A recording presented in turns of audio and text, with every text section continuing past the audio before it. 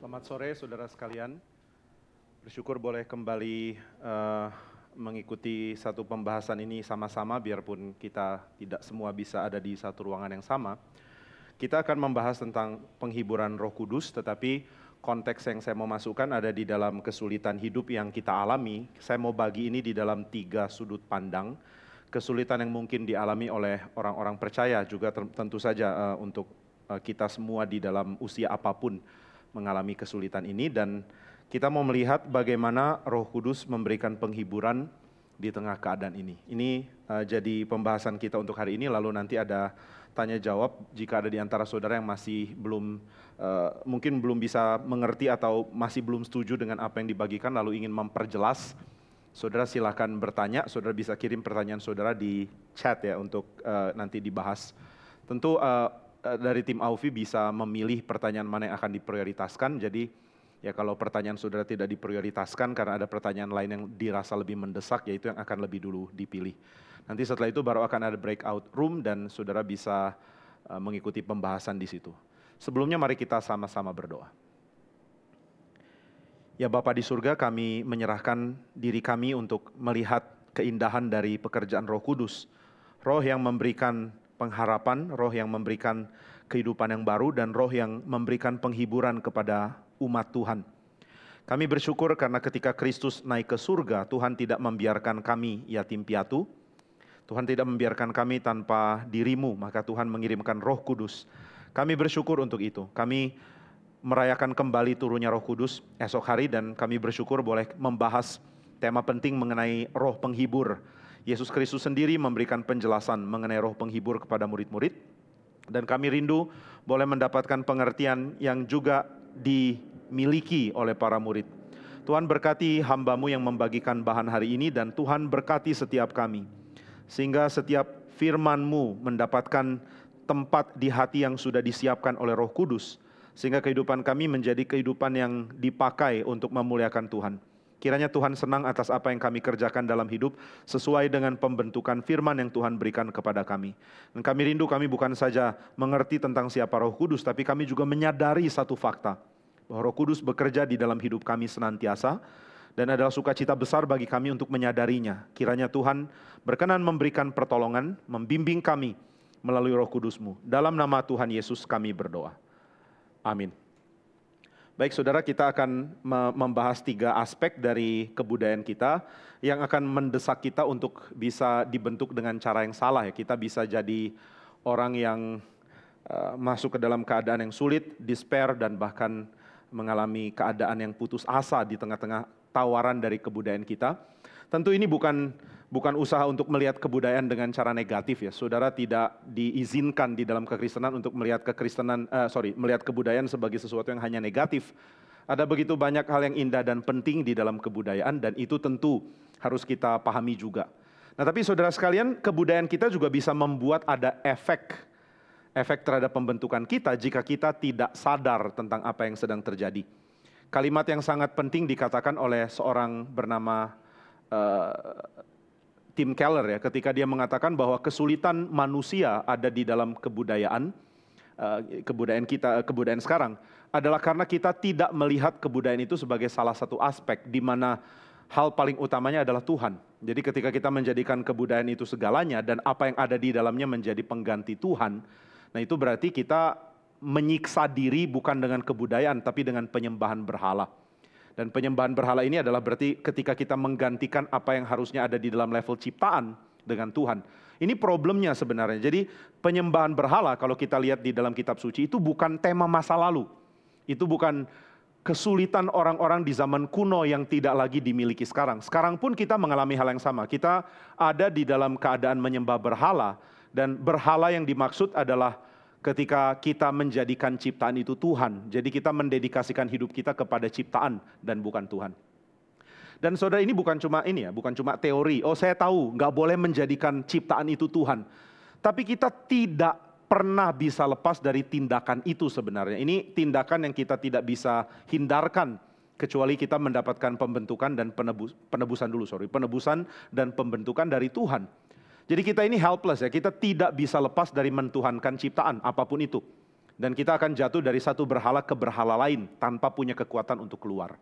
Meskipun secara pengertian kita tahu, jangan sembah ciptaan, kita hanya menyembah Tuhan. Tapi kata menyembah Tuhan itu jadi kata abstrak, jadi pengertian yang tidak realistis. Kita tidak tahu bagaimana menjalaninya.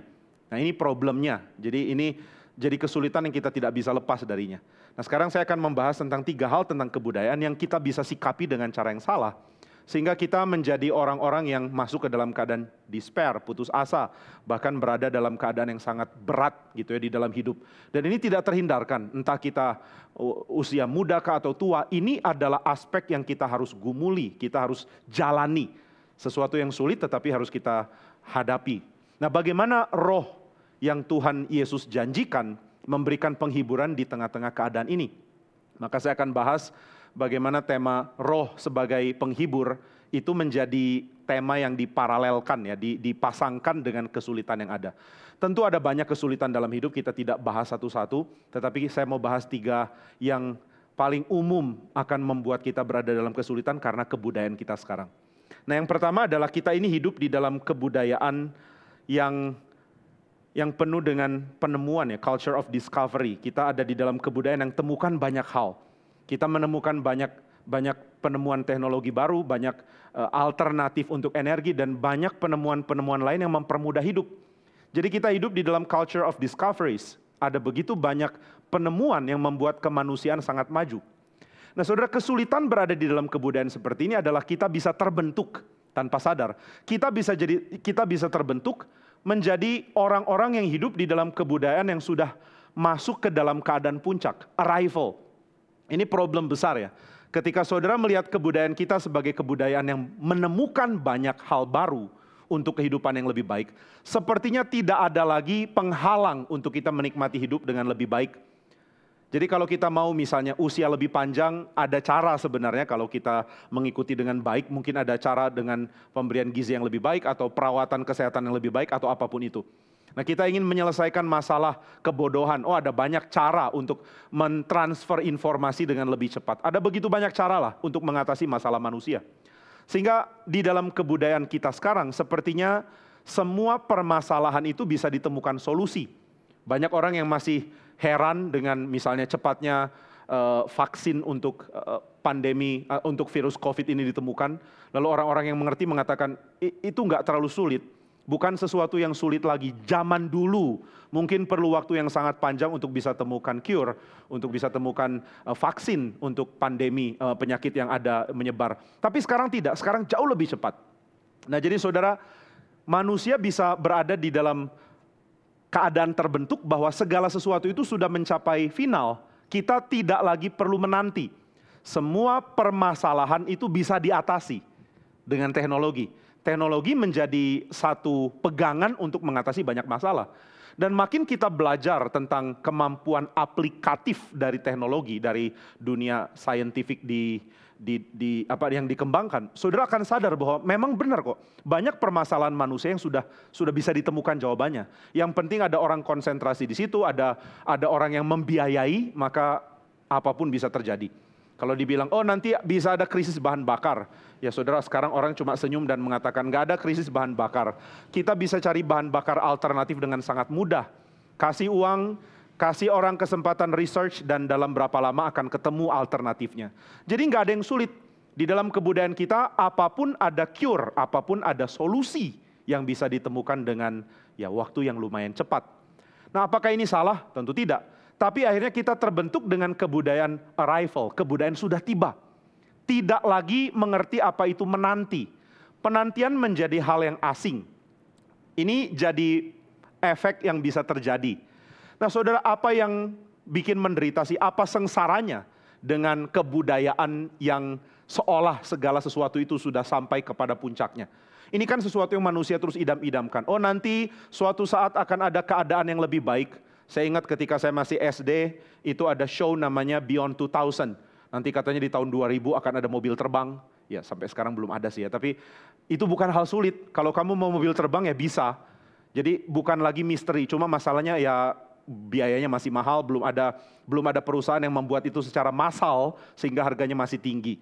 Jadi saudara, sekarang tidak lagi sulit untuk merealisasikan cita-cita masa lalu. Ada satu orang dari perwakilan dari ini ya, dari perusahaan, saya lupa perusahaan apa.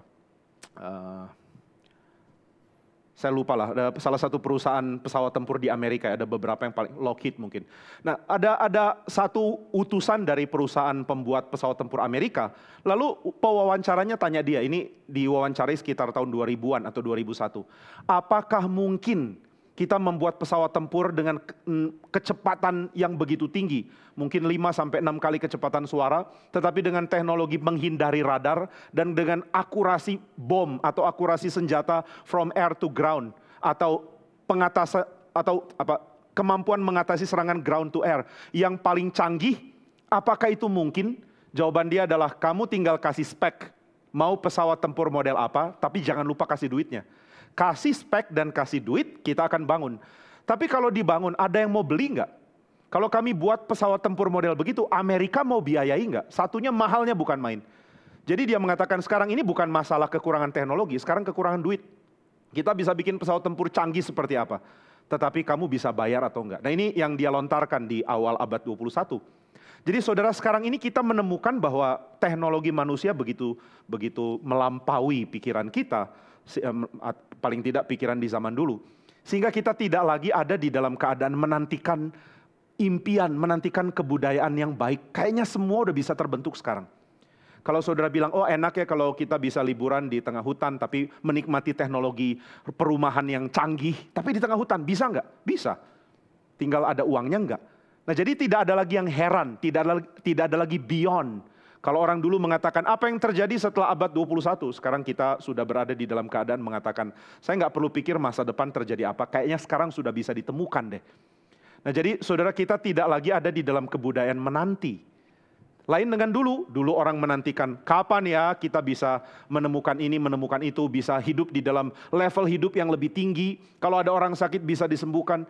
Sekarang kita mengatakan tinggal tunggu waktu, sebentar lagi bisa ditemukan. Nah, tetapi sayangnya kebudayaan ini membentuk kita di dalam keengganan untuk menanti. Jadinya kita membentuk habit of arrival, sudah tiba. Nah, saudara, ini sulit loh. Ini akan membuat kita sengsara karena kita tidak terbiasa tunggu. Misalnya, saudara mungkin akan punya bayangan, saya ingin sekali menikmati keadaan hidup yang baik. Saya ingin menikmati keadaan itu sekarang. Tetapi penantian itu jadi sesuatu yang asing. Jadi teknologi dan kebudayaan kita sekarang adalah teknologi dan kebudayaan yang membentuk kita untuk mempunyai kebiasaan arrival. Kita sudah tiba di dalam pencapaian yang kita harapkan diberikan oleh kebudayaan kita. Ya, saudara sebagai anak muda mungkin masih berpikir nanti suatu saat saya mau punya pekerjaan yang mapan, saya mau punya keluarga yang baik, mau punya rumah yang baik. Oke, tapi secara kebudayaan total kita tidak lagi mengharapkan itu. Kita tahu bahwa apa yang kita harap dari teknologi itu sudah melampaui apa yang kita cita-citakan. Saya ingat bicara dengan Pendeta Ivan ketika saya mungkin tahun 2006. Pendeta Ivan mengatakan sebenarnya sekarang kamu mengharapkan teknologi menemukan apa, itu sudah pernah dilakukan. Kalau kamu mengatakan saya ingin sekali bisa mempunyai, misalnya mempunyai alat di tangan saya yang bisa mempunyai kecepatan untuk akses internet yang luar biasa cepat, itu bukan hal yang aneh lagi, ini bisa kita lakukan. Nah, jadi saudara, kebudayaan kita membuat kita tidak lagi terbiasa dengan menanti, dan karena itu kita dibentuk dengan mempunyai keinginan untuk menikmati puncak dari kemanusiaan sekarang. Puncak kemanusiaan kita tidak bayangkan di dalam puluhan tahun ke depan akan jadi apa kebudayaan, enggak. Kita harapkannya sekarang. Sekarang nggak ada di antara saudara yang ingin lagi memimpikan kebudayaan yang lebih maju ke depan. Karena saudara mengatakan ini juga sudah oke. Apa yang membuat manusia bisa sempurna hidupnya itu sudah bisa diakses sekarang. Kita tidak lagi ingin sesuatu yang lebih. Kita tidak lagi ingin kebudayaan menjadi sesuatu yang melampaui apa yang sekarang sudah bisa dicapai. Nah, sehingga tanpa sadar kita mulai berada di dalam keadaan terbentuk secara komunal ya, ini secara seluruh kemanusiaan. Ada satu orang, ini seorang misionaris, namanya Hendrik Kramer. Hendrik Kramer mengatakan, ini dia katakan sekitar tahun 1930-an atau 1940, ya sekitar tahun itu. Dia mengatakan semua manusia itu punya pandangan universal. Jadi semua manusia itu punya cita-cita universal juga. Apa yang kita idam-idamkan secara universal, itu ada pasti. Kita berharap kemanusiaan sampai ke level mana, kita berharap kemanusiaan bisa mencapai apa, dan zaman modern mendengung-dengungkan kemampuan teknologi untuk membawa manusia ke next level. Dan sekarang kita mengatakan, sudah cukuplah, saya merasa kemampuan teknologi untuk membawa kehidupan yang lebih baik sudah cukup. Ya ini bagi kebanyakan orang tentunya, bagi sebagian kecil saintis mereka mengatakan masih belum lah, kami masih mau temukan begitu banyak hal lain, silakan. Tapi mostly orang akan mengatakan kita sudah cukup dengan kemajuan yang bisa ditemukan, sehingga kita tidak lagi mengharapkan keadaan yang lebih baik ke depan. Nah sehingga kita tidak lagi dibiasakan untuk mempunyai eskatos, mempunyai pengharapan masa depan. Kita tidak terbiasa untuk mempunyai keadaan yang lebih baik, tapi itu akan dicapai nanti. Kita terbiasa untuk mengatakan apapun yang bisa dicapai, sudah bisa dicapai sekarang. Nah saudara, apa bahayanya ya? Atau apa efek pembentukan salah yang bisa kita dapat? Saya nggak mengatakan bahwa teknologi yang maju itu buruk. Seorang sejarawan gereja bernama Carl Trueman pernah ditanya, kamu kan seorang ahli sejarah, kamu paling suka periode mana? Dan dia mengatakan, saya paling suka abad 21 dan beyond gitu ya. Karena sekarang saya menikmati begitu banyak kemungkinan untuk hidup lebih baik. Kalau saya sakit gigi, saya tidak mau pergi ke dokter gigi abad pertengahan. Saya mau ke dokter gigi sekarang. Jadi sekarang memberikan kepada kita begitu banyak kemudahan. Tetapi, ada tetapi, saudara dan saya tidak lagi mempunyai kebiasaan yang dibiasakan oleh kebudayaan untuk menanti. Kita tidak lagi mengatakan, kita masih menunggu kapan segala sesuatu akan diperbaiki. Nah saya nggak bilang ini secara individual ya, saya bilang ini secara komunal. Nggak ada lagi kebiasaan di dalam kemanusiaan untuk mengharapkan keadaan yang lebih baik di depan.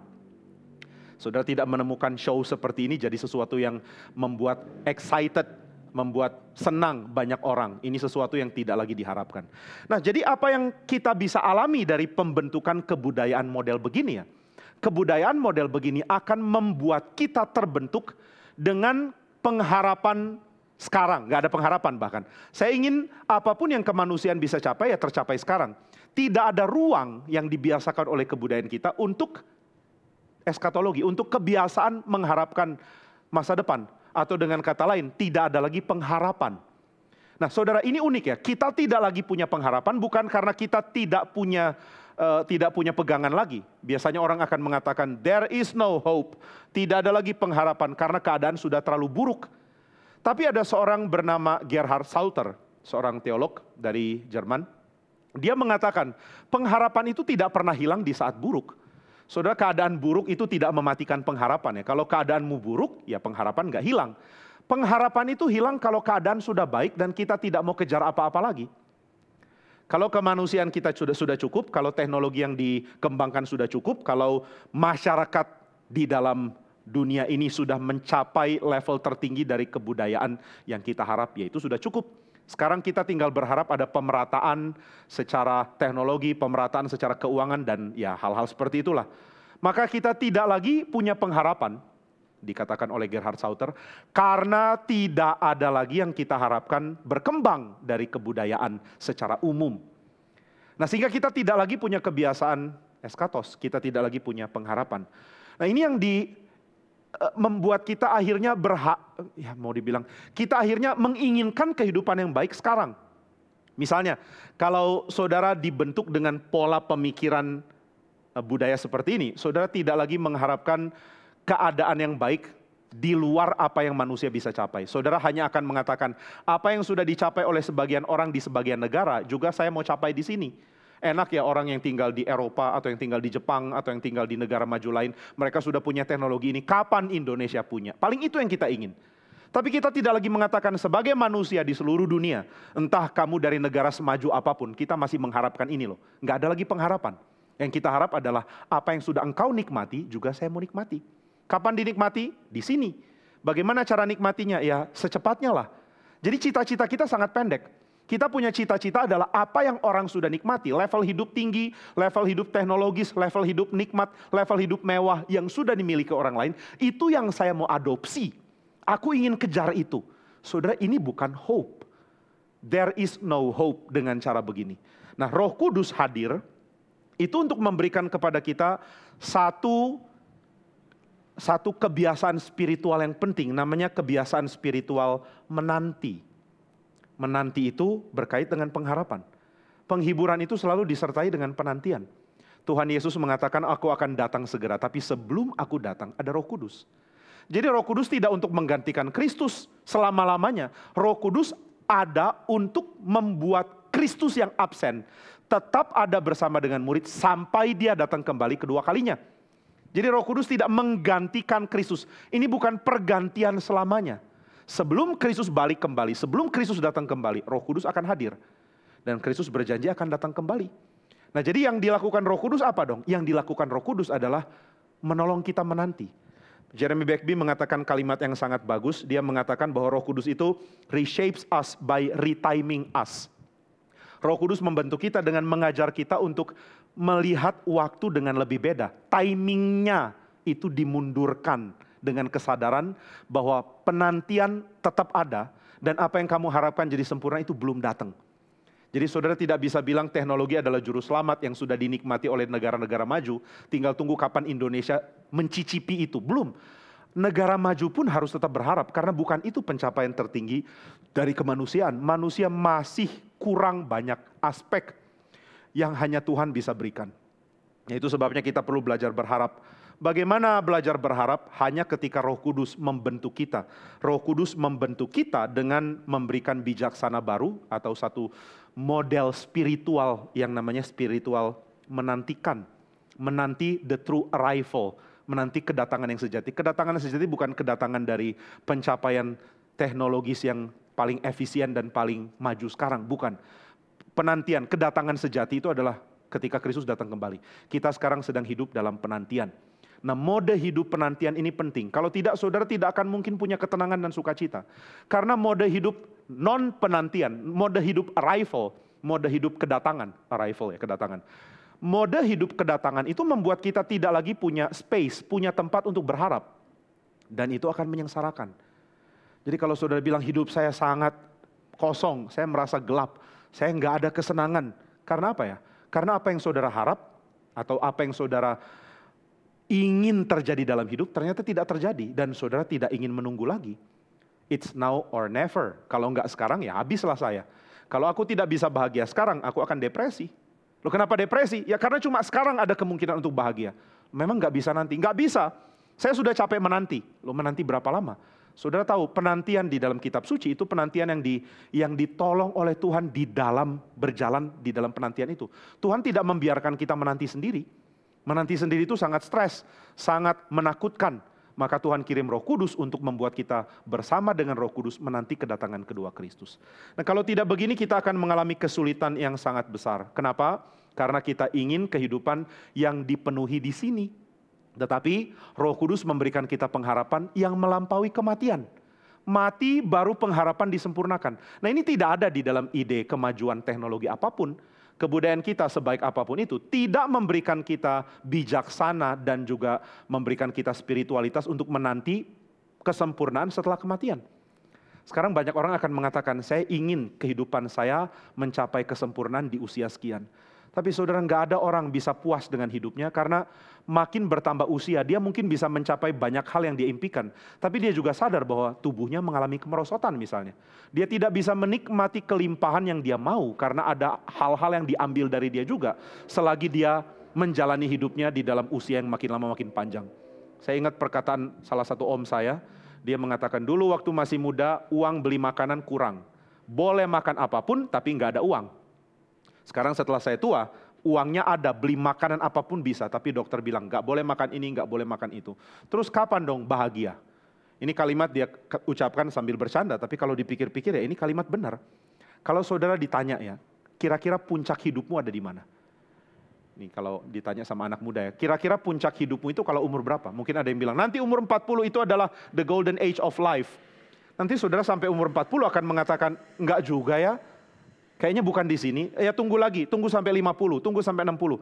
Ada orang mengatakan, saya kerja keras, kumpul uang, supaya nanti di akhir hidup saya bisa menikmati. Akhir hidup kapan? Nanti kalau sudah umur 80.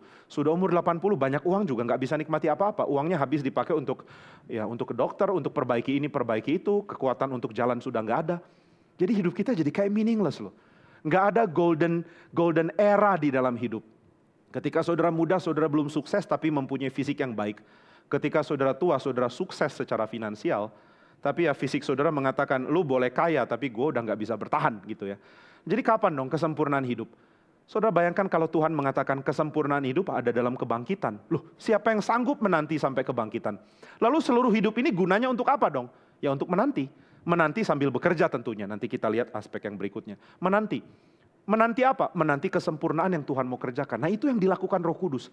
Roh Kudus memberi penghiburan dengan menemani kita menanti. Memimpin kita di dalam penantian. Nah itu sebabnya Jeremy Begbie mengingatkan bahwa Roh Kudus itu memberikan, merubah dulu waktu. Waktu utama bukan di dalam usia berapa. Tapi waktu utama adalah ketika engkau menikmati kebangkitan di dalam Tuhan Yesus. Ketika Tuhan Yesus menyatakan kemenangannya atas maut, yaitu pada waktu kita bangkit. Pada waktu itu ending dari penantian kita. Jadi timingnya di situ. Berarti saudara disuruh tunggu dengan jam penantiannya diputar lebih lama lagi. Saya sudah setel jam Pak, kesempurnaan datang di umur 40. Roh Kudus bilang putar lagi. 50 lagi putar, 60 lagi putar, 70 lagi putar. Mati, good, putar lagi. Plek, bangkit. Nah itu hanya jam yang diberikan Roh Kudus yang ada. Ini Rolex pun gak ada. Jadi ketika saudara putar penantian, nanti jamnya berbunyi, itu pada waktu kebangkitan. Siapa sanggup menjalani kehidupan penuh tantangan dan perjuangan sendirian? Yesus mengatakan, saya tidak membiarkan kamu sendiri, saya tidak meninggalkan kamu sebagai yatim piatu, aku akan mengirimkan Allos Parakletos, penghibur yang lain, yang sama dengan aku. Nah ini hal yang pertama. Nah hal yang kedua, budaya kita adalah budaya teknologi, kita sudah tahu itu. Budaya discovery dan budaya teknologi. Nah teknologi tentu menghasilkan hasil, result. Kita ini sudah dibentuk dengan kebiasaan untuk menantikan hasil. Tentu ini tidak tentu negatif, saudara bisa menjadikan hasil itu sebagai ukuran juga. Kita tidak bisa mengatakan yang penting proses, hasil juga penting. Tapi saudara kebudayaan yang menekankan result, itu akhirnya membentuk kita, enggak selalu harus begitu ya, tapi kita bisa terbentuk tanpa sadar. Menjadi manusia yang terbiasa untuk menantikan produk final. Terutama di dalam industrialisasi teknologi, saudara berharap semua perusahaan-perusahaan di dalam industri teknologi mengerjakan apa yang bisa saya terima sebagai hasil akhir. Pokoknya saya terima jadilah, kamu bisa kembangkan apa? Aku ingin bisa berolahraga di rumah. Ayo silakan perusahaan-perusahaan menemukan cara untuk saya bisa melakukan itu. Aku ingin bisa mempunyai mobil yang seperti ini. Silakan perusahaan-perusahaan kembangkan seperti itu. Saudara zaman dulu ketika saya masih, saya nggak mau bilang zaman dulu. Zaman yang baru lewat berapa lama yang lalu, saya belajar mobil tanpa pernah mengerti bahwa sensor mobil itu mungkin ada di mobil-mobil yang biasa. Kayaknya mobil kalau punya sensor itu luar biasa mahal. Sekarang saudara nggak akan heran lagi. Kalau saudara mundurkan mobil lalu mobilnya bisa bunyi tut, artinya sudah dekat sesuatu yang keras.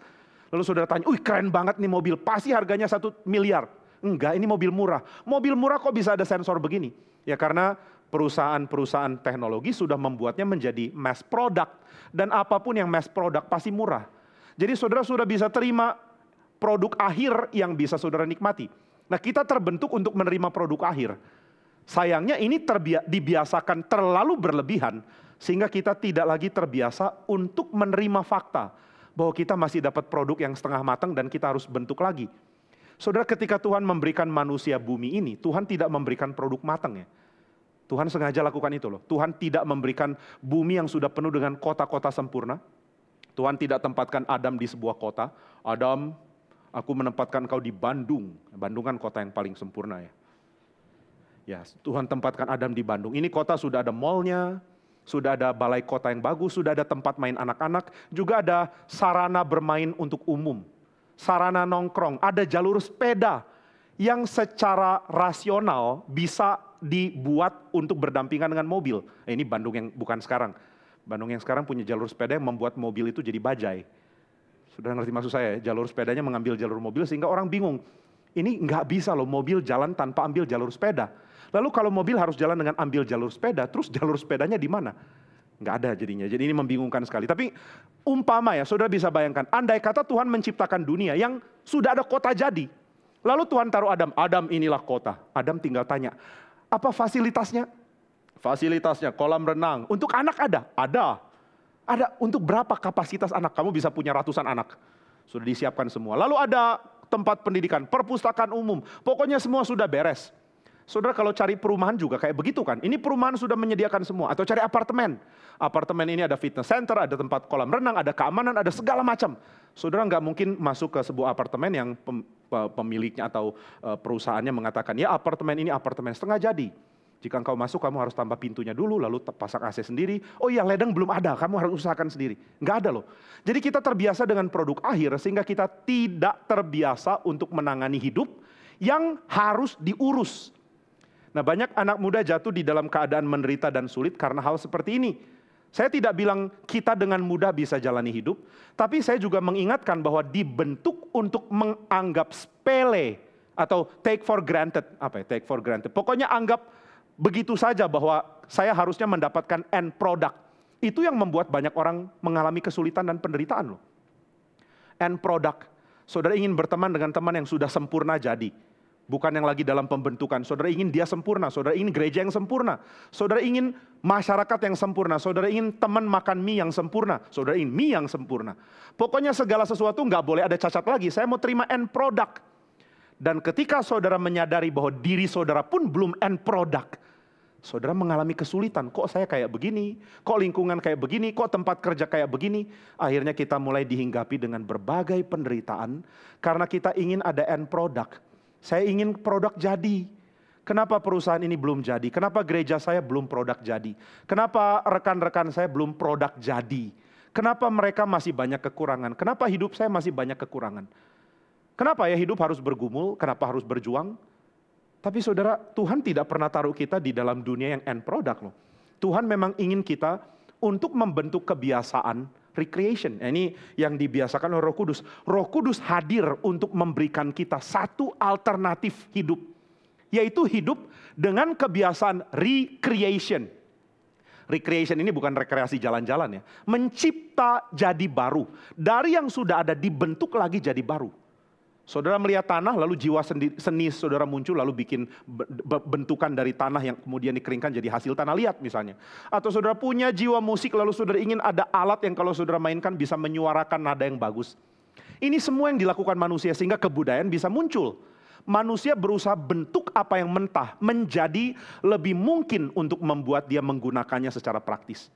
Nah jadi saudara ini yang harus kita sadari. Roh Kudus hadir untuk membentuk kita mendapatkan habit of recreation.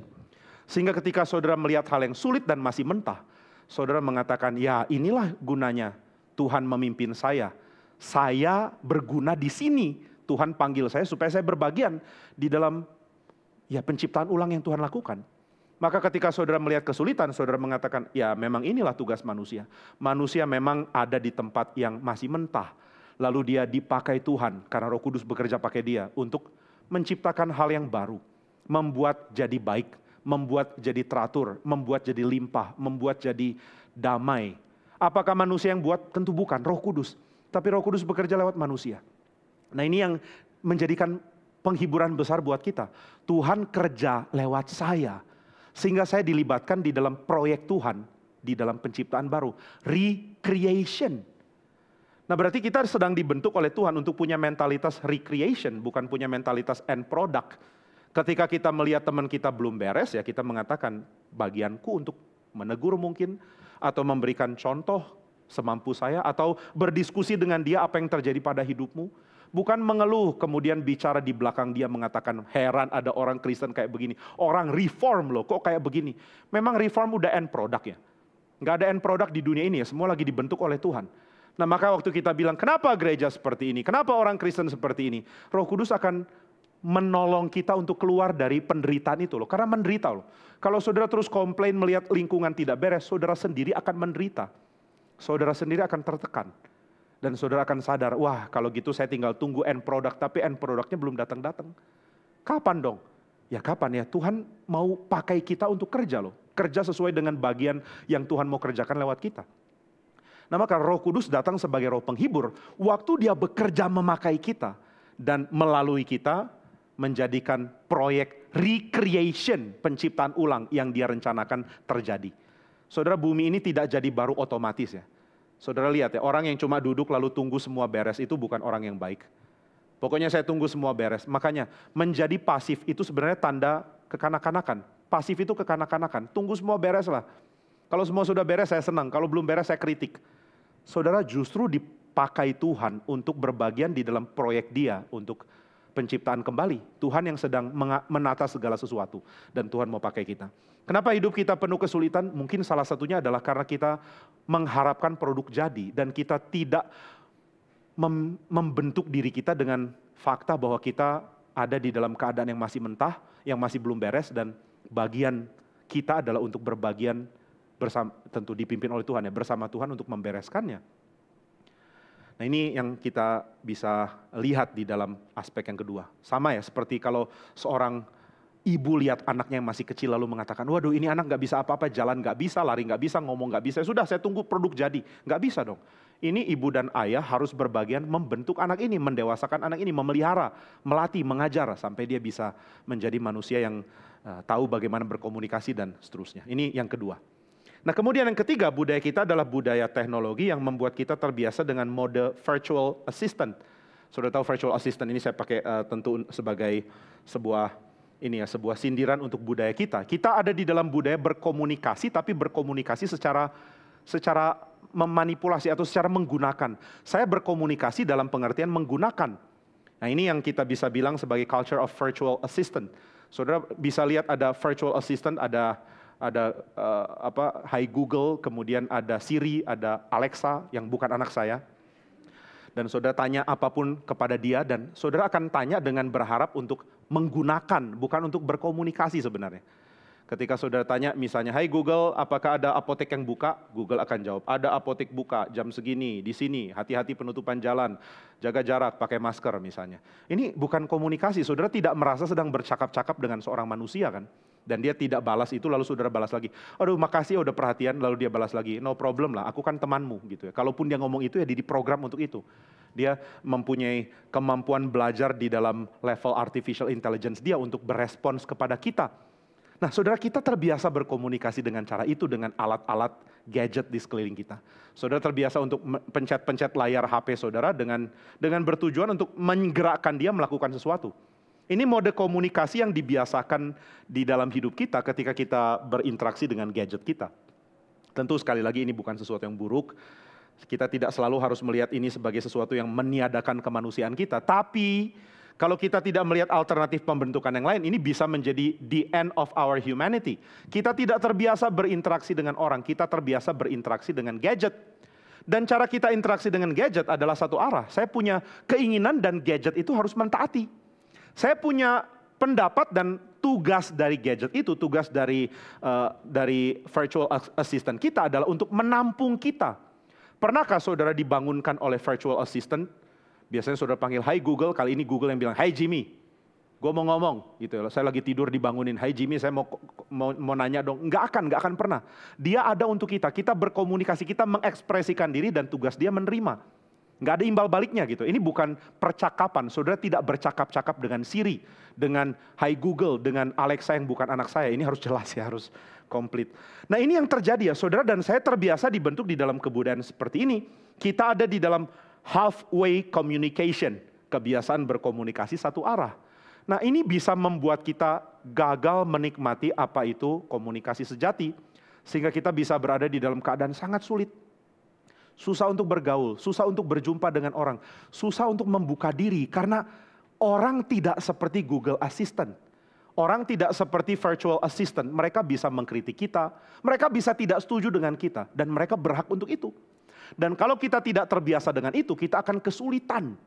Nah kita dibentuk di dalam kebudayaan ini, dan ini yang sulit ya, kalau kita tidak menerima alternatif lain.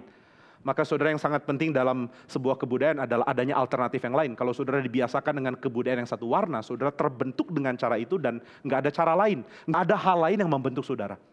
Maka kalau saudara tanya saya apakah teknologi buruk, saya akan mengatakan tidak adanya budaya alternatif itu buruk. Maka sebenarnya kita perlu gereja loh, gereja jadi budaya alternatif, kehidupan Kristen jadi budaya alternatif yang membuat kita tidak paranoid dengan sekeliling kita, tapi yang membuat kita juga tahu bahwa sekeliling kita itu cuma menawarkan satu cara untuk membentuk kita dan ada cara lain yang juga saya pakai untuk membentuk saya. Nah, maka saudara, Roh Kudus itu hadir untuk memperkenalkan kepada kita kebudayaan conversation, kebudayaan percakapan. Ini hal yang menarik, saya dapat ini dari Johann Bavinck. Johann Bavinck mengatakan satu kalimat yang bagus sekali. Dia mengatakan bahwa relasi kita dan Tuhan itu adalah relasi conversational, bukan cuma relasional. Kita bisa bilang, aku punya relasi dengan Tuhan, tapi Bavinck tanya, conversational bukan? Kita bercakap-cakap dengan Tuhan atau tidak? Bercakap-cakap tentu bukan saudara mimpi lalu Tuhan sapa saudara kemudian saudara ngomong balik atau saudara diangkat ngopi bareng Tuhan. Tentu bukan itu ya. Tapi bercakap-cakap dalam pengertian media yang Tuhan pakai untuk menyatakan diri. Kita terima dan media itu membentuk kita untuk berbicara dengan dia. Atau dengan kata lain ada firman dan ada doa, ada conversation. Maka Bavinck mengatakan relasi manusia dengan Tuhan adalah relasi conversational. Dan kita tidak bisa hidup tanpa itu. Dia mengatakan ini kalimat kutipan, human being can only live in a conversational relationship with God. I and thou in a conversational way. Saudara perlu bercakap-cakap dengan dia. Dan bercakap-cakap dengan Tuhan akan membentuk kita untuk bercakap-cakap dengan yang lain. Saudara, waktu bercakap-cakap dengan Tuhan, Tuhan itu bukan virtual assistant. Kadang-kadang saya sangat sedih ya lihat Tuhan itu digambarkan sebagai pribadi yang kayak Google Assistant lah. Pokoknya dia hadir kapanpun kita mau, kita bisa akses dia kapanpun kita mau. Tapi Tuhan gak kayak gitu loh. Sebaliknya yang terjadi, Tuhan bisa akses kita dan Tuhan menginginkan kita bisa diakses kapanpun. Kalau mau pakai bahasa akses mengakses. Tuhan yang melatih kita untuk tidak menjadikan diri kita dominan di dalam percakapan dengan dia. Bisakah saudara bercakap-cakap dengan Tuhan dan saudara minta Tuhan diam dan Tuhan dengar saudara terus? Oke Tuhan, saya mau ngomong, jangan respon dulu ya, pokoknya saya ngomong sampai selesai dulu. Saudara nggak akan mungkin berani lakukan itu ya kepada Tuhan yang sejati. Maka berbicara dengan Tuhan itu akan membiasakan kita untuk menjadi pribadi yang bawah, yang menerima adanya pribadi lain yang penting. Dan Tuhan berbicara dengan kita dengan cara yang indah karena dia menyetarakan diri dengan kita. Calvin mengatakan dia berbicara dengan kita dengan baby talk. Dia berbicara dengan kita dengan memakai bahasa yang kita mengerti. Tuhan menurunkan dirinya di level kita supaya kita bisa berelasi dengan dia. Jadi kita melihat Tuhan mengosongkan diri dan Tuhan minta kita juga untuk tidak memutlakkan diri. Saudara, percakapan itu nggak akan terjadi kalau saudara memutlakkan diri kan. Kalau saya bercakap-cakap sama Loren, lalu saya ngomong terus Loren cuma dengar, itu bukan percakapan. Loren, kita adakan talk show ya, lalu saya ngomong terus 1 jam, lalu saya tutup dalam doa, kemudian pulang, itu bukan talk show. Karena Loren cuma jadi patung yang bisa gerak. Jadi itu bukan percakapan. Nah saudara, kita mesti biasa melakukan percakapan. Dan itu akan membuat kita menjadi pribadi yang tidak dominan. Dan percakapan akan membuat kita terbiasa ditegur, terbiasa dimarahin, terbiasa dikatakan sesuatu yang buruk misalnya, terbiasa beda pendapat. Nah ini yang zaman kita agak anti mengalami itu. Banyak orang terlalu sensitif, dikasih masukan gampang marah. Beda pendapat langsung emosi dan tidak lagi punya keinginan untuk meneruskan pembicaraan. Nggak suka sama yang nggak cocok dengan saya. Kalau saya mau kumpul, saya cuma mau kumpul dengan yang cocok dengan saya. Sehingga kita tidak merasa punya conversation. Kita sedang merasa punya Google Assistant. Rekan-rekan saya di sekeliling adalah virtual assistant saya. Yang tidak mau jadi virtual assistant saya nggak mau. Nah ini yang salah kan. Maka kita perlu kebiasaan conversation. Apa buruknya sih kalau kebiasaan conversation nggak ada? Saudara, makin kita memutlakkan diri, makin kita kosong. Karena saudara dan saya tidak diciptakan untuk memutlakkan diri sebenarnya. Ya, ini kita harusnya udah tahu ya. Jadi ketika kita memutlakkan diri, perasaan kita yang utama, orang lain harus setuju dengan apa yang saya pikirkan. Nggak boleh ada orang yang ngomong sesuatu yang bagi saya melanggar. Kebenaran harus tunduk kepada apa yang saya mau. Ini membuat kita memutlakkan diri, dan pemutlakan diri adalah satu langkah paling dekat dengan depresi. Saya tidak mengatakan orang depresi karena ini, ada banyak penyebab. Saya bukan orang yang sedang membahasakan depresi dengan sesuatu yang ringan. Tapi saya ingin beritahukan ada satu aspek ini real. Bahwa orang menjadi begitu putus asa dengan hidupnya karena dia memaksa dunia sesuai dengan dia.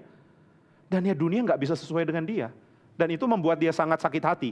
Kenapa orang tidak bisa sesuai dengan apa yang saya mau? Kenapa pendeta nggak ngomong hal yang baik? Kenapa gereja tidak melakukan apa yang saya mau? Ya saudara, suruh orang melakukan apa yang saudara mau, itu buruk sekali untuk saudara. Akhirnya orang mengalami kesulitan dan penderitaan karena kelengahan dia, atau ya karena kesalahan sendiri. Melangkah terlalu dekat dengan jurang keputusasaan oleh sebab pemutlakan diri.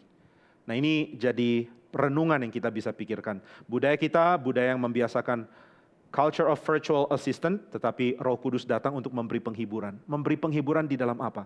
Di dalam membuat kita lihat kepada Tuhan dan punya percakapan dengan Dia. Kita berelasi dengan Tuhan in a conversational way, conversational relationship. Relasi dengan Tuhan membuat kita mampu bercakap-cakap dengan orang sekitar kita. Bercakap-cakap bukan cuma sekadar bercakap-cakap maksud saya, tapi membuka diri dan mengizinkan orang lain jadi pribadi yang sama pentingnya dengan saya. Pendapat mereka sama pentingnya dengan pendapat saya, mereka adalah pribadi yang sama pentingnya dengan saya di hadapan Tuhan, dan apa yang saya katakan akan digerakkan oleh penghargaan kepada pribadi yang lain sebagai pribadi yang sama pentingnya dengan saya. Saudara, ini salah satu penafsiran yang kita bisa pakai untuk menafsirkan kalimat Yesus. Kasihilah sesamamu manusia seperti dirimu sendiri. Orang lain adalah pribadi yang sama pentingnya dengan saya. Nah, ini 3 hal yang kita bisa lihat di dalam penghiburan Roh Kudus. Yang pertama, kita mempunyai kebiasaan menerima budaya sekarang sebagai sesuatu yang sudah final, sehingga kita stres dan putus asa di dalam keadaan kosong karena tidak biasa berharap. Yang kedua, kita mempunyai kebiasaan teknologi menerima produk final, sehingga kita tidak lagi berjuang untuk menangani apa yang masih mentah dan belum jadi. Dan yang ketiga, kita terbiasa berkomunikasi satu arah, sehingga Roh Kudus memberi penghiburan dengan membentuk kita untuk mempunyai kebiasaan bercakap, menghargai pribadi lain seperti pribadi kita dihargai. Nah, ini yang jadi pembahasan kita. Sampai di sini sebelum saya tutup dalam doa dan sebelum kita masuk ke dalam kelompok, saya persilakan kalau ada yang punya pertanyaan. Kalau ada yang sudah ketik mau ditanyakan, boleh dibacakan kalau ada. Kalau tidak, kita akan tutup dalam doa. Ada satu pertanyaan. Silakan. Pak Jimmy, bisa dijelaskan lagi terkait budaya pertama yang membuat orang sulit untuk hidup dalam masa penantian? Jujur saya kurang begitu paham. Bukankah semakin banyak kita menanti, justru membuat kita semakin terlalu banyak berekspektasi yang akhirnya berujung kekecewaan? Terima kasih. Tergantung ekspektasinya itu ekspektasi di dalam pembentukan final Tuhan atau enggak. Kita mau tuju apa yang Tuhan mau bentuk, dan pembentukan Tuhan itu akan menjadi final di dalam kebangkitan. Jadi ya, kita perlu kekuatan yang cukup untuk menanti sampai kebangkitan. Itu kira-kira maksudnya. Bisa nggak kita lakukan itu ya? Menanti sampai kebangkitan, tunggu. Enggak, kita ingin ada usia emas. Saya ingin misalnya mencapai sukses di umur segini. Tapi kalau saudara tanya sama Pak Tong misalnya, Pak Tong suksesnya kapan sih? Umur berapa Pak Tong sukses? Pak Tong bilang, saya belum mencapai, saya masih kejar. Tanya pertanyaan yang sama-sama Paulus, jawabannya sama. Paulus, kamu sudah sukses? Paulus akan bilang, apa yang Tuhan percayakan gak ada yang saya luput. Saya bertanggung jawab, saya sudah mempertahankan iman. Yang Tuhan mau saya kerjakan, sudah saya kerjakan. Tapi aku masih mengejar. Aku belum sampai. Nah, kapan sampainya? Kebangkitan. Nah, ini susah ya, siapa bisa menunggu kayak begini? Saudara suruh menunggu sampai kebangkitan ya akan merasa kesulitan. Nah, itu sebabnya ada Roh Kudus. Roh Kudus menolong kita untuk mengharapkan apa yang Tuhan mau berikan, janji Tuhan. Nah, itu sebabnya kebudayaan final atau dengan pengertian, pokoknya apa yang manusia idam-idamkan sudah ditemukan di dunia ini, somewhere. Orang Amerika sudah dapat, atau orang di Eropa, atau orang di Belanda, atau orang di Swiss, atau orang di Jepang, atau dimanapun lah. Mereka sudah capai taraf hidup itu. Kita yang belum. Nah, ini pengharapan yang bukan pengharapan ya, karena ya kita sudah lihat pencapaian itu ada di dalam budaya lain, kita tinggal numpang budaya itu dan menikmatinya. Tapi bukan itu pengharapan. Pengharapan berarti apa yang dicapai oleh manusia secara keseluruhan, yang paling bagus dari manusia sekarang itu belum mencapai apa-apa. Sehingga kita perlu kebiasaan menanti. Kira-kira begitu. Ada pertanyaan lagi kah? Ada, Pak. Yang kedua, bagaimana kita mengkomunikasikan kebenaran dengan kasih tanpa menjadi dominan? Tanpa apa? Tanpa menjadi dominan. Tanpa menjadi dominan, kita menghargai percakapan orang lain. Waktunya kita bicara, kita harap kita dihargai. Waktunya orang lain bicara, ya kita harap orang lain dihargai. Dan kita belajar untuk mendengar. Mendengar apa yang orang lain ucapkan, bukan mendengar apa yang kita pikir orang lain ucapkan. Sangat sulit di dalam kebiasaan virtual assistant ini untuk kita tidak mempunyai prejudis awal. Nggak mungkin lah kita nggak punya prejudis dulu ya, nggak punya prasangka dulu. Tapi pembicaraan yang yang adil harusnya membuat kita siap untuk mengubah prasangka kita melalui sebuah percakapan. Jadi menjadi dominan itu berarti saudara nggak peduli pendapat orang lain, nggak peduli apa yang orang lain pikirkan. Tapi itu tidak baik tentunya. Ketika kita memberitakan Injil juga sama, saudara memberitakan kebenaran dengan siap untuk berbicara. Ketika orang lain mengekspresikan apa yang mereka pahami dari agama, ya saudara siap mendengar. Kadang-kadang orang bisa jatuh dalam kesalahan waktu menginjili, cuma mau ngomong. Ini juga saya juga alami waktu belum sadar tentang penginjilan sebagai komunikasi. Saya cuma mau bicarakan Injil, orang lain nggak punya tempat untuk ngomong. Mereka kan belum kenal Tuhan Yesus, mereka masih belum selamat, tahu apa sih orang belum selamat. Jadi ya saya anggap hina perkataan mereka, ya tanpa sadar. Pokoknya saya cuma mau ngomong, saya mau ngomong berita Injil, kamu diam dan dengar. Nah itu bukan cara yang baik ya, kita nggak beri tempat untuk mereka bicara. Kalau saudara lihat cara Tuhan Yesus berbicara dengan perempuan Samaria, ada tempat bagi perempuan Samaria untuk mengekspresikan pendapatnya. Dan Tuhan Yesus mendengar, itu yang perlu. Jadi ya, waktu kita bicara kita harap orang dengar, dan waktu orang dengar kita harap bahwa, kita juga mau perlakukan mereka sebagai pribadi yang berhak punya pendapat, dan komunikasinya jadi komunikasi yang adil gitu. Ada yang lain? Ada yang ketiga, Pak. Kenapa kadang kita sulit melihat bahwa berbagian dalam proyek Tuhan itu adalah hal mulia dan penghiburan besar? Saya sih nggak sulit. Gimana jawabnya? Yang sulit, kenapa sulit? Saya nggak ngerti kenapa sulit. Apa mungkin punya alternatif lain bahwa kerja tuh harusnya begini, untuk ini, untuk itu. Ya siapapun yang merasa sulit berarti dia belum ngerti apa yang Tuhan mau kerjakan. Kadang-kadang ada kesalahan dari teologi yang teologi yang separoh gitu. Teologi tentu nggak salah. Misalnya teologi salib itu tentu nggak salah, itu sangat baik. Tapi kadang-kadang kita lupa bahwa kita ini berbagian di dalam proyek damai sejahteranya Tuhan. Tuhan itu siapkan pekerjaannya untuk mendatangkan shalom. Yesus ketika bangkit mengatakan shalom kepada murid-murid. Dia tidak mengatakan, hei murid-murid sengsaralah kalau ikut aku. Enggak. Yesus bahkan mengatakan kalau ikut saya, kamu akan bahagia karena apa yang kupercayakan kepadamu itu ringan dan beban yang aku berikan itu enak. Ringan dan enak. Sebaiknya dunia memberikan begitu banyak penderitaan karena membuat kemanusiaan kita hilang.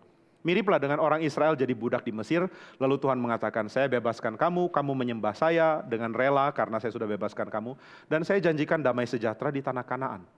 Sebenarnya sih sangat menarik, ya harusnya orang orang Israel bilang, thank you so much for the offer. Ini benar-benar penawaran yang tidak bisa ditolak. Ini baru namanya an offer I cannot refuse gitu ya. Ini penawaran yang diberikan dengan segala sukacita dan keindahan. Saudara bisa bayangkan, waktu Tuhan memanggil kita untuk ikut Dia, Tuhan mengatakan, saya adalah yang sudah bangkit, I am the resurrected one. Saya yang sudah bangkit, dan saudara mengatakan, yang gak ada alternatif kalau begitu. Ikut Tuhan ada kebangkitan, gak ikut Tuhan, mati. Mana ada orang dengan akal budi yang jernih, dengan pikiran yang waras akan mengatakan, saya lebih suka mati daripada bangkit. Kan gak ada. Jadi ya sekali lagi ikut proyek Tuhan itu sebenarnya sangat menyenangkan. Nah yang jadi problem adalah kadang-kadang kita menyempitkan proyek Tuhan. Proyek Tuhan itu cuma kalau khotbah di atas mimbar misalnya. Lalu saudara nggak dipanggil untuk khotbah, nggak semua orang dipanggil jadi full time hamba Tuhan, jadi pendeta yang berkhotbah dan melayani sakramen kan.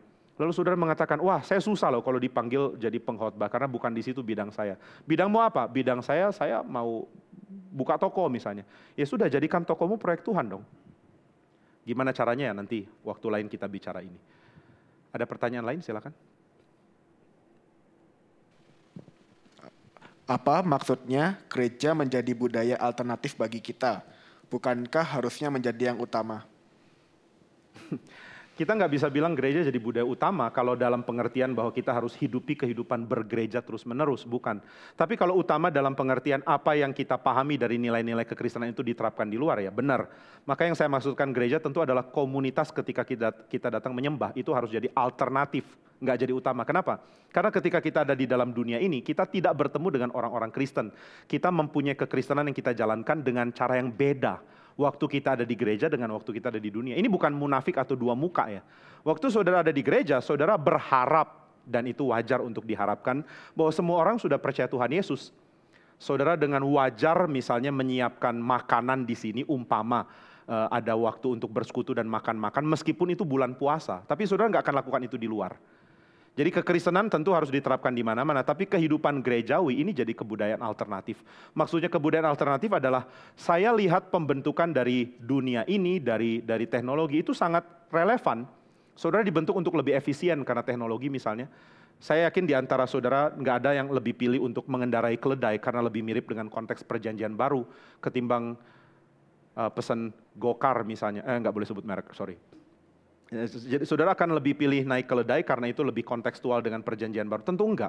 Saudara akan pilih naik mobil atau naik motor, lebih cepat. Kalau saudara mau pergi dari sini ke Jakarta, saudara pilih naik mobil atau naik kereta. Saudara tidak pilih jalan kaki seperti Paulus atau naik keledai seperti orang pada umumnya di perjanjian baru. Nah ini berarti kita menghargai efisiensi dan itu pembentukan yang pastinya ada pada kita. Kita nggak akan terima orang yang perlu waktu 3 jam untuk datang dari rumahnya di Cimahi ke sini. Cimahi ke sini kalau jalan berapa lama? Pernah jalan nggak? Saudara nggak akan berharap itu kan. Saudara waktu bikin meeting, pertemuan, kita kumpul di gereja. Kamu di mana? Wah saya masih di rumah. Rumahmu di mana? Rumah saya ada di Pajajaran misalnya. Oke dari Pajajaran ke sini 10 menit lah ya. Nggak bisa, kenapa? Saya jalan kaki. Agak lebih lama lagi. Saudara agak sulit terima kan. Ini waktunya sudah mendesak, jalan lebih cepat. Jadi kebudayaan kita membentuk budaya yang namanya budaya efisiensi. Mau nggak mau kita harus ikut itu kan. Tapi ini nggak berarti kebudayaan Kristen nggak ada tempat loh. Kebudayaan Kristen ada tempat, yaitu kita tidak mengutamakan efisiensi, akhirnya mengabaikan penantian misalnya. Jadi yang saya maksud budaya alternatif adalah saudara dan saya harus secara realistis. Dipengaruhi oleh budaya dunia ini kok. Dipengaruhi oleh budaya luar pastinya. Nggak bisa enggak. Kecuali saudara mau jadi orang yang gak realistis hidupnya. Pokoknya saya tidak terima apapun selain yang gereja berikan. Ya ada bad news, gereja gak punya pom bensin misalnya. Saudara gak bisa isi bensin di GRII. Belum ada, dan kita juga gak berniat untuk buka gitu ya. Sehingga ketika saudara mau isi bensin ya saudara harus lakukan itu di luar gereja tentunya. Dan juga kita gak buka, apalagi yang kita gak buka ya. Supermarket juga enggak gitu. Jadi kalau saudara mau belanja enggak bisa di sini. Saudara harus keluar dari kompleks gereja dan dari persekutuan orang percaya, lalu pergi ke persekutuan orang-orang yang enggak kenal Tuhan gitu. Persekutuan umum, persekutuan dari orang-orang yang sama-sama orang Indonesia tapi enggak semua percaya. Nah itu yang real dijalani. Nah jadi ya saya harap kita tidak hanya sekadar memberikan slogan yang enggak realistis ya. Kalau kita mengatakan gereja itu adalah budaya total, saya mau tanya apakah kehidupanmu total cuma di gereja? Enggak. Adakah kehidupan yang berinteraksi dengan orang lain? Iya. Nah waktu itu saudara harus ikuti budaya saat itu, tapi budaya Kristen saudara jadi alternatif di situ. Kalau saudara diundang buka puasa bersama misalnya, lalu saudara ketemu orang-orang di situ yang semuanya muslim mengajak buka puasa bersama, akankah saudara menawarkan untuk khotbah dulu dari surat Roma, dan saudara yang khotbah, lalu mereka bilang nggak setuju, saudara bilang dasar kalian orang-orang yang nggak tahu diri, masa nggak mau dengar khotbah? Lain, mereka bukan Kristen. Jadi kita mesti punya perlakuan kepada mereka dengan cara yang lain, tetap mempertahankan prinsip keadilan dan kasih, tapi ya kita tahu mereka bukan orang percaya. Itu sebabnya saya pikir pembagian cara hidup dari pemikiran Abraham Kuyper itu sangat penting. Dia mengatakan kita ini punya sphere of existence ya, kita punya lingkaran-lingkaran keberadaan di kantor, di sekolah, di gereja, dan masing-masing punya kedaulatan yang Tuhan tetap berkuasa langsung. Tuhan berkuasa langsung waktu saudara buka puasa dengan orang muslim. Tuhan berkuasa langsung waktu saudara isi bensin. Tuhan berkuasa langsung waktu saudara belanja. Tapi Tuhan tidak sedang menggunakan institusi gereja untuk mewakili dia. Ketika saudara lakukan pemilihan umum, Tuhan berkuasa langsung atas pemerintah. Tapi Tuhan mendistribusikan kekuasaannya lewat aturan yang ada di publik, bukan lewat gereja.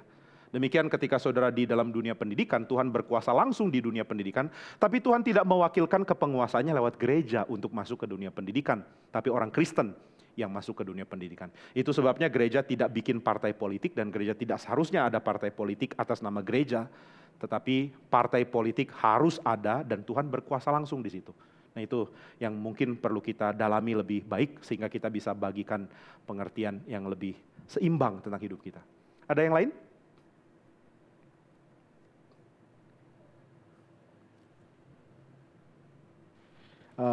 Beberapa psikolog mengatakan bahwa emosi manusia dalam setiap kondisi adalah valid atau tidak salah. Bagaimana pendapat Bapak mengenai pernyataan ini dan apa langkah praktis kita untuk mengarahkan emosi sesuai kehendak Allah?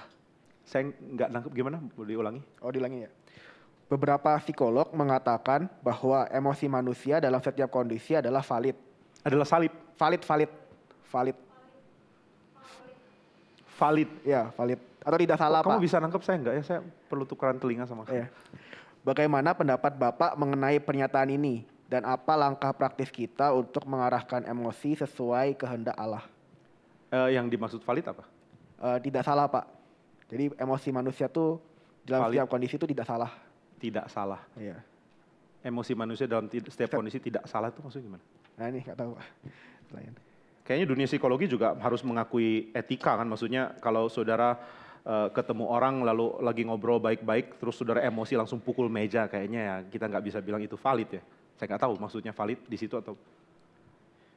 Saya tebak aja lah ya, karena saya tebak, semoga tebakannya benar. Saudara nggak bisa bilang semua emosi valid, karena kita sedang belajar dibentuk. Bukan cuma orang Kristen yang belajar, semua orang belajar kok. Saudara punya emosi, misalnya saudara sudah kepepet mau jemput pacar, dan ini sudah ultimatum ketiga, kalau masih terlambat lagi dipecat, diputusin gitu. Dan pacar saudara juga sudah mulai dilirik oleh banyak orang, sehingga saudara ketakutan. Lalu dengan sangat emosi saudara memajukan kendaraan untuk jemput dia. Nggak boleh terlambat, nggak boleh terlambat. Begitu saudara lewat perempatan, lampu merah. Dengan emosi saudara terobos lampu merah, lalu saudara di stop sama polisi. Haruskah polisi mengatakan emosi ini valid? Kamu mau terobos silakan. Nggak bisa. Saudara boleh emosi tapi ada aturan. Dan polisi akan bilang, saya nggak peduli kamu jadi jomblo seumur hidup, tapi jangan potong lampu merah gitu kan. Nah jadi kita harus belajar sebenarnya untuk bertindak tepat. Nah ini yang kita bisa temukan di dalam wisdom, dalam hikmat. Saudara perlu berhikmat untuk bersikap. Saudara nggak bisa didorong oleh emosi untuk bersikap. Karena kalau kita didorong oleh emosi untuk bersikap, kita tidak bisa jadikan emosi kita pegangan yang benar. Nah jadi waktu kita emosi, kita tidak bersikap berdasarkan emosi itu, tapi berdasarkan apa yang memang pantas untuk diekspresikan saat itu. Saudara bisa marah, tapi saudara tidak harus teriakan marah saudara kan. Saudara nggak harus maki-maki orang setiap kali saudara merasa mau. Saudara harus tahan diri dan menghilangkan segala emosi yang nggak pantas. Jadi saya pikir ya kita perlu belajar hikmat dari Tuhan tentang bagaimana bersikap, dan kita semua ada dalam proses ini. Nggak ada yang bisa bilang kita sudah sempurna. Kadang kita salah bersikap, kadang kita salah mengekspresikan emosi. Dan sangat penting bagi kita untuk menguasai diri. Maka kalau saudara sedang merasa sesuatu yang nggak tentu, perasaan itu harus ditaati. Kita harus lihat apa yang pantas. Dan belajar apa yang pantas inilah bagian dari virtue, dari kebajikan, dari etika, dari moral, dari dunia dari dunia humanisme, atau bukan humanisme mungkin, dari dunia kehidupan sosial kita gitu. Kira-kira begitu, semoga saya nggak salah tebak. Ada pertanyaan terakhir satu, setelah itu kita akan akhiri.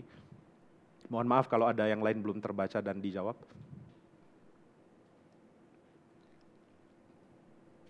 Bagaimana caranya punya conversation yang luas jika tumbuh di lingkungan Kristen dan tidak familiar dengan tren di dunia? Kenapa harus ngomongin tren? Kalau ngomongin Beethoven, Bach, dan Calvin, saudara kalau baca dalam sejarah ya, percakapan yang paling bagus itu adalah percakapan yang memacu manusia untuk jadi manusia yang lebih baik. Bukan cuma sekadar bicara tren. Saudara bicara tren, lu tahu nggak siapa artis sekarang yang sering muncul di TV? Saya akan bilang nggak tahu, dan I don't care. Mengetahui itu tidak membuat saya jadi makin baik sebagai manusia. Jadi saya nggak ngerti kenapa harus mengikuti tren untuk mempunyai percakapan. Gimana punya percakapan yang baik jika yang kita percakapan cuma sampah? Bapak jangan samakan tren dengan sampah. Oke lah, saya nggak samakan tren dengan sampah. Cuma tren potensi membuat kamu punya otak kayak sampah jadinya. Di dalam hal yang negatif. Nggak semua yang tren itu tentu buruk. Karena saya berharap John Calvin jadi tren. Nanti kalau John Calvin sudah jadi tren, jadi ada yang baik juga dari tren. Tapi saudara coba pikirkan ya, ketika saudara duduk kemudian berbicara dengan orang lain. Lalu saudara membicarakan topik Miss Universe. Ini satu kelompok bicara Miss Universe. Atau, apa lagi ya? Atau siapa yang menang Oscar? Academy Awards, yang paling banyak menghina kekristenan itu yang nanti akan menang Academy Awards. Pokoknya ini kelompok membicarakan Miss Universe, kemudian pemenang Academy Awards, kemudian grup Korea yang baru muncul, atau film apakah dari Jepang, dari Korea, atau apapun yang sedang tren. Lalu ada kelompok lain yang membicarakan kenapa Vermeer itu unik, apa yang membangkitkan emosi dari musiknya Bach. Kemudian kenapa sastrawan seperti Dostoyevsky itu menggali psikologi dan kemanusiaan lebih dalam. Saya kok rasa yang kedua ini akan lebih fruitful untuk kemanusiaan. Saya nggak tahu saudara setuju dengan saya atau enggak, ya kita bisa punya conversation untuk ini. Tapi saya pikir tesis bahwa kita mesti tahu tren untuk punya pembicaraan itu adalah tesis dangkal yang tidak bisa dipegang. Karena membicarakan tren tidak tentu akan membicarakan sesuatu yang menyentuh kemanusiaan dengan aspek yang dalam. Ada hal penting yang dikatakan oleh Roukmaker. Roukmaker mengatakan Tuhan Yesus itu datang untuk membuat kita jadi manusia. Berarti selama ini kita punya kemanusiaan yang tercemar dengan kedangkalan. Mari belajar untuk memaksimalkan apa yang Tuhan sudah siapkan di dalam kemanusiaan. Dan saya pikir pembicaraan harusnya diarahkan ke situ ya. Kalau saudara bilang, aduh Pak nggak semua ngerti percakapan itu. Yang nggak harus, saudara nggak harus bicara misalnya, Dostoyevsky di halaman segini dari novelnya Demons mengatakan begini. Nggak harus lah. Tapi saudara bisa ambil ide dari apa yang saudara baca, kemudian saudara lemparkan itu di dalam percakapan mengenai apapun. Dan ini saya pikir sangat fruitful, sangat berbuah. Jadi ya bercakap-cakap untuk memiliki buah yang bisa dibagikan kepada orang lain jauh lebih penting. Saya pikir itu. Oke, sampai di sini ya, mari kita berdoa. Bapa di surga, kami bersyukur untuk berkat yang Tuhan bagikan dan untuk penyertaan-Mu di dalam aspek hidup kami yang sangat beragam. Kami mohon supaya Tuhan berkati dan berikan pimpinan terus bagi kami yang masih lemah dan masih terus belajar mengikuti Tuhan. Dalam nama Tuhan Yesus kami berdoa. Amin.